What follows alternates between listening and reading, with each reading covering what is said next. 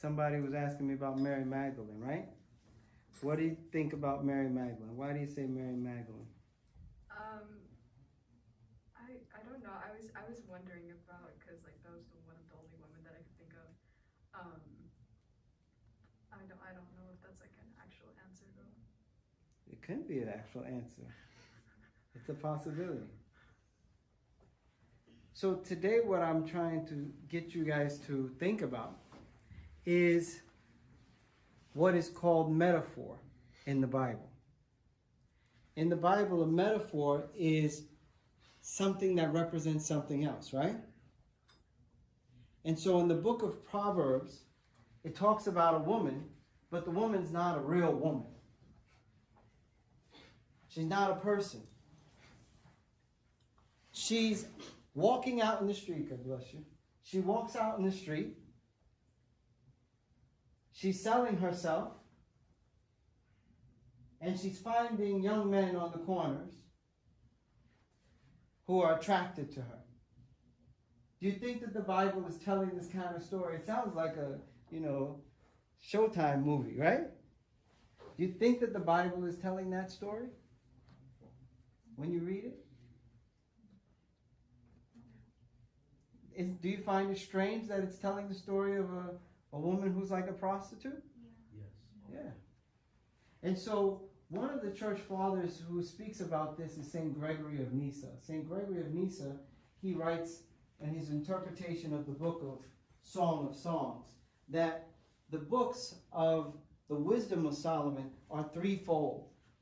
There's the Song of Songs, there's the book of Ecclesiastics, and there's the book of Proverbs. And that the child or the young person starts out when they're reading, and they read the book of Proverbs, and then they read Ecclesiastics, and finally they can understand the book of Songs. But if you start by thinking that the story of the book of Proverbs is just about a guy and a girl, or being good and not being bad, then you'll be mistaken throughout all of those books. Because the story of the Song of Songs is not about a story of a man and a woman. It's about Christ and his church. And so this woman who is there, she represents something else. Let's see if we can take you guys to a different part of the Bible. In the book of Revelations, we learn about this same concept. In Revelations chapter 14, it says, after teaching about the angels that came, I saw another angel fly in the midst of heaven, having the everlasting gospel to preach unto them that dwell on earth, and to every nation and kindred and tongue and people, saying with a loud voice, fear God, and give glory to him. For the hour of his judgment is come, and worship him that has made heaven and earth and the sea and the fountains of water. And there followed another angel, saying, Babylon is fallen, that great city, because she made all nations drink of the wine of the wrath of her fornication. Babylon is fallen. She made people drink of her wine. Does the city have wine? Does the city have its own wine?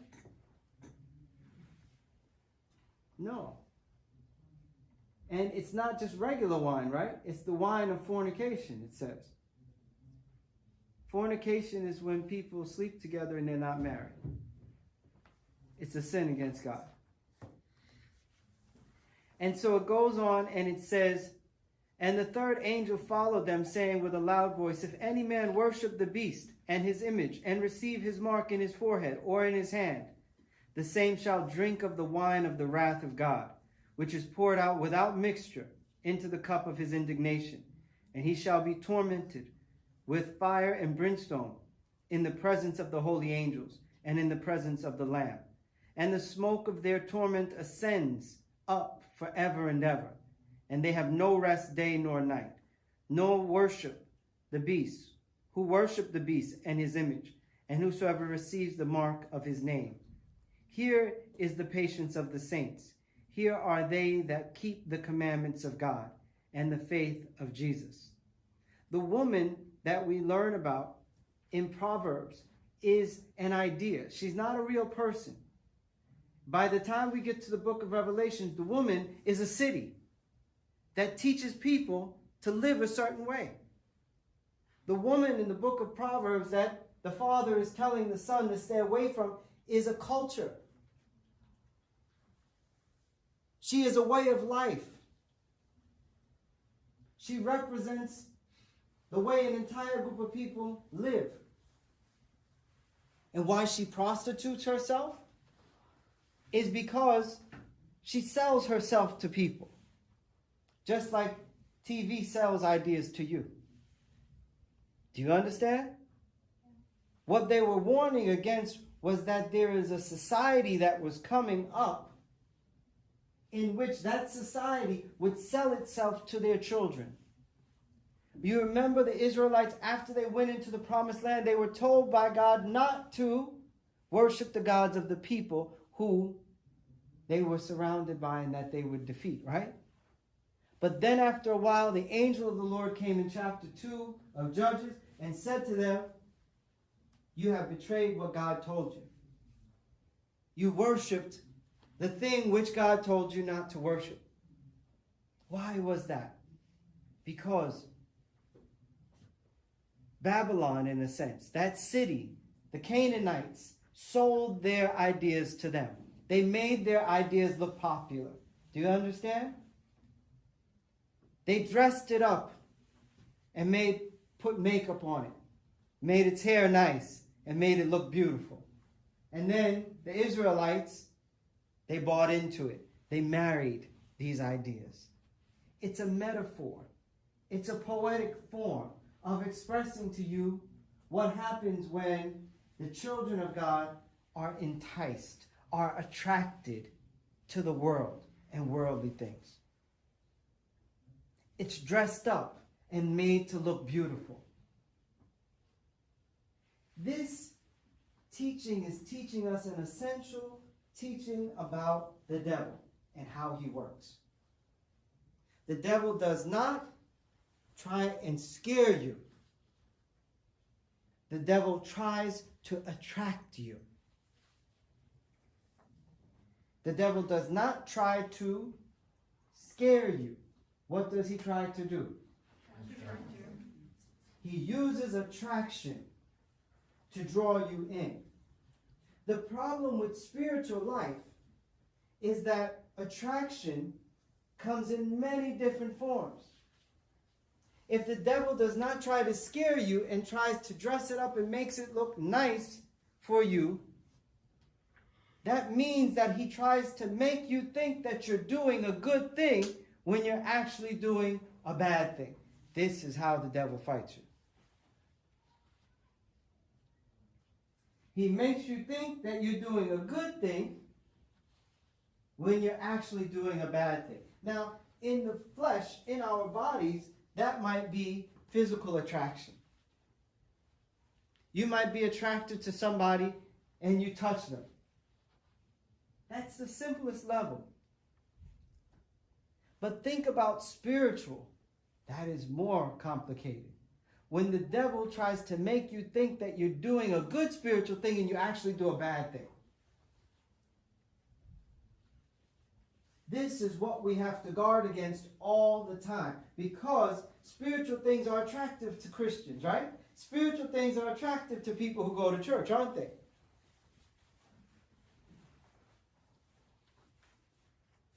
So, St. Paul describes this situation by saying, all things are good, but not all things are expedient. Do you know what the word expedient means? What does it mean to expedite something? Go faster. To make it go faster, to facilitate it. All things are good, but all things are not fast for you, right? All things are good, but all things are not expedient. They don't get you to where you want to go. For example, if you have a friend who is doing bad things,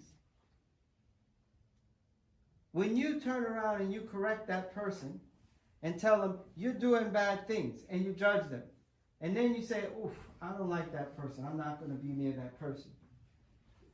Is that good? Yes or no?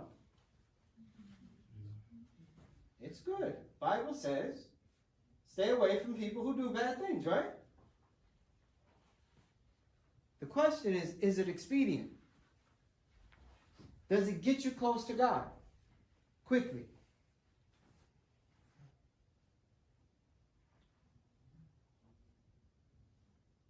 If you go and you say to that person, oh, that person, you bad, I don't want to be around you. Does that make you like God? No. Who are you like? A man. Okay, you're like a man. That's a good one. Think about it now. Yes. The devil has even constructed it so that there are things that we do that we blame on men and women only, right? Not on him. We don't say that that's what the devil looks like, that the devil points out a person's badness, right? And then chastises them. We say that's manly. That's earthly. But our Lord, what did he do? He attracted people to goodness. He made the people see his nature by his peace and his suffering. The people were being attracted to the divine nature. And so the essence of our church's teaching is that we are supposed to be attracted to behaving like God. But we have things that we make excuses. I'm just a man. I'm just a woman. I don't have supernatural powers to be on the right path suddenly. Our attraction is supposed to be towards God. And so when we are living within the right way, we move close to God. So let's back up and think about what we learned so far.